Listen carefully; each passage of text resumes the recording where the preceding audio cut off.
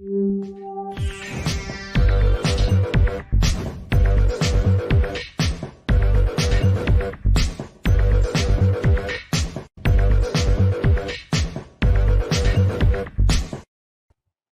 everybody, welcome to the show. You know where you are, the 9 at 9 with me, Tigo. And you know how I love bringing in experts. Oh yes, I do.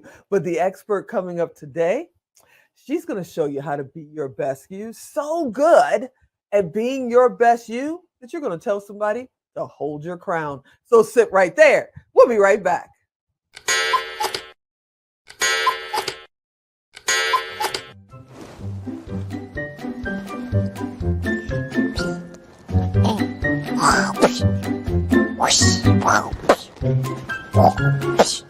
Emmett, do you want to play with me? Yeah, I can't play right now. I'm doing show notes.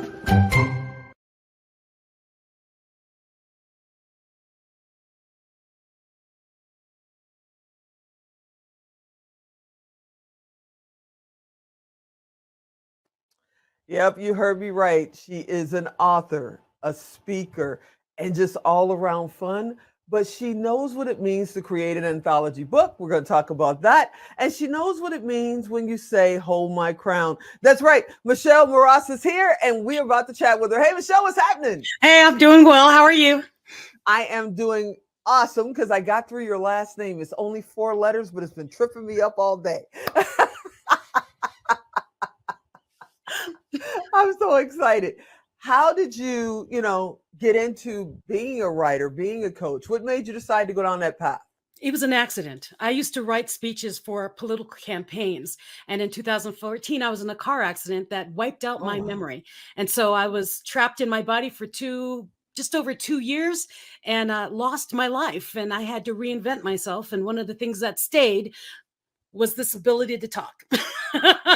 and I shared my experience of being locked in my head for 2 years and being fully cognizant. So that's what started me on this path of speaking. And then people were like, how are you moving? How are you doing this kind of stuff? And that's when it got me into coaching. And I joined the John Maxwell team and I just kept going.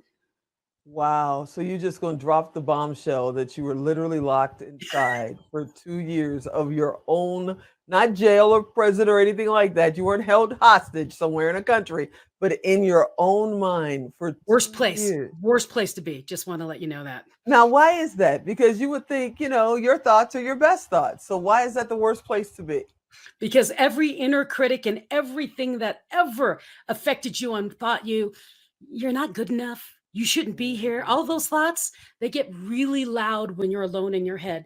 Pretty much everyone experienced that during that whole COVID, that first year of COVID when we're all locked in and they're like, oh my God, get me out of my house. I don't know. I can't be alone with myself anymore. I was alone with myself for 2 years and it was a mess. It makes you look at your life and reevaluate who you truly are. That's for sure. So the Michelle before, so we're going to stick here for a minute because I'm just like, this is something you tell me pre-production. So the Michelle before and the Michelle now, if you look back and talk to yourself before this happened, what would you tell yourself from what you've learned after it happened?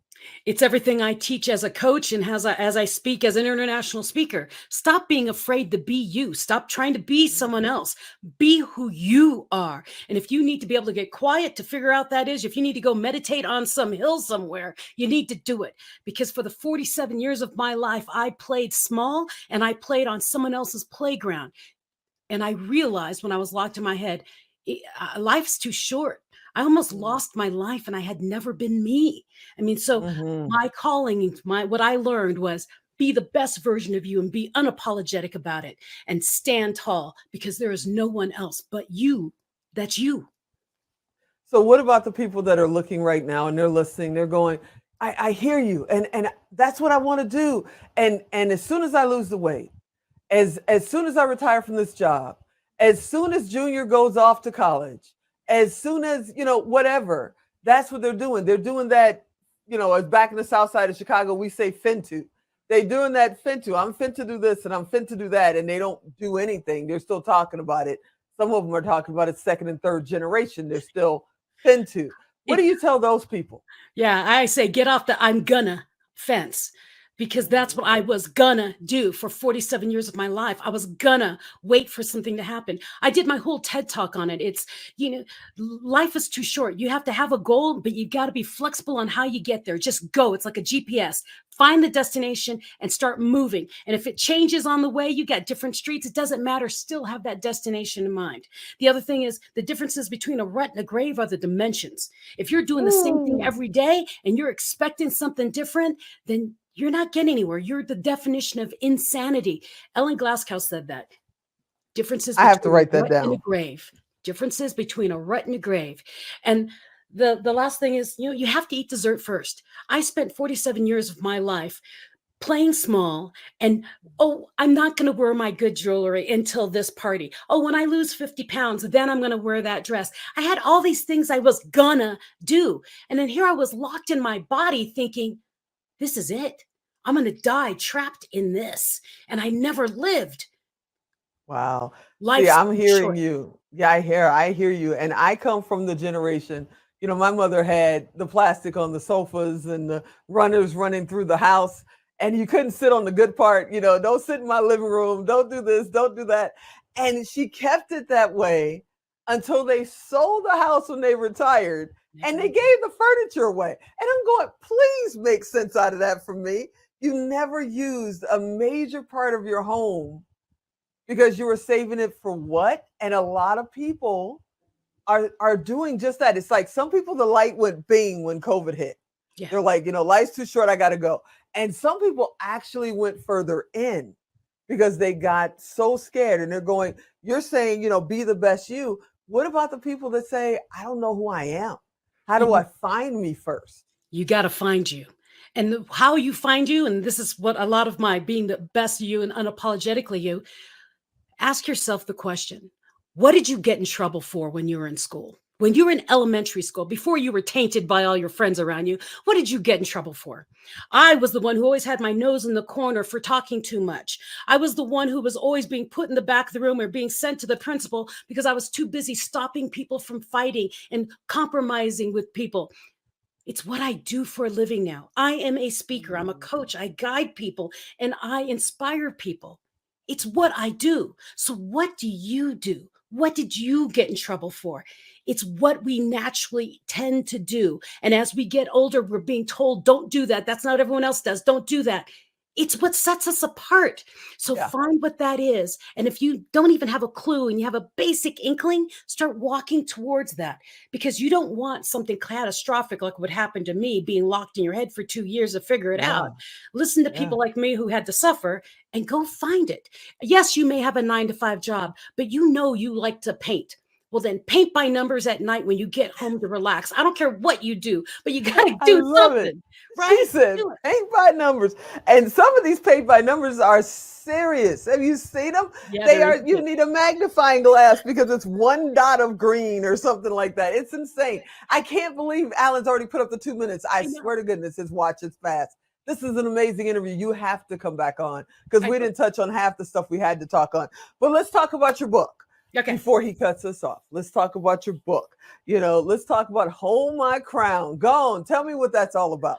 Hold My Crown, Women of Grit Share Stories of Resilience, the special Queen's Edition. I'm an international speaker. I travel around and I meet people around the world. And what I did is I met these people who I said, you have got to tell your story. And each one of them said, I don't want to write a book.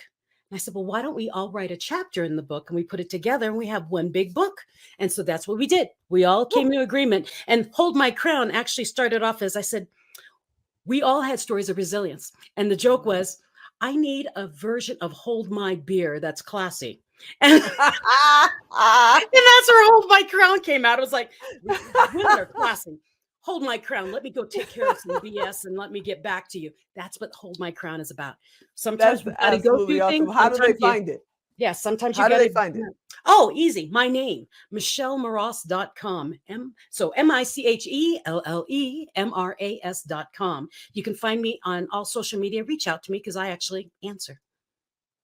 You are amazing. You got to come back. I swear to goodness, that was 3 minutes and he's already running the time. We touched on not even the tip of your story. Oh my goodness. I got to have you on a regular. I'm just sitting here like this going, I need popcorn. I need something. Tell them one more time how to find your book, and I'm going to beg her. I promise y'all, I'm going to beg her to come back on. Okay, well, go to Amazon, look up my name, or go to my website, my name, and find me. I have a brain injury from my car accident and all. So I make everything easy. Go to my name, MichelleMras.com. You can find everything about me. So you are absolutely fantastic. I hope you come back. Oh my goodness. Best interview I've had yet. Unbelievable. You are amazing. That's awesome. Thank you. Thank you for being on. Thank you for having me. Have a great one. Hey, everybody. I hope you enjoyed that interview as much as I did. I'm telling you, I'm going to beg her to come back on here because we got to dive way deep with Michelle. We just skated across the water. I'm telling you, skated across the water. If you missed where to go get her book, Hold My Crown, go to her website, MichelleMras.com, or you know what to do. Go to Tigo Direct. Go to TigoDirect.com, type in Michelle, type in Hold My Crown, type in Crown. She'll come up, send her a private message directly to her right from Tigo Direct. It doesn't cost you anything. It doesn't cost her anything. It's just our way to make sure that you guys can reach the people that are on our show every week. All right. As you know, I'm Tigo, and I'll talk to you next time. Yeah, I got to get her back on.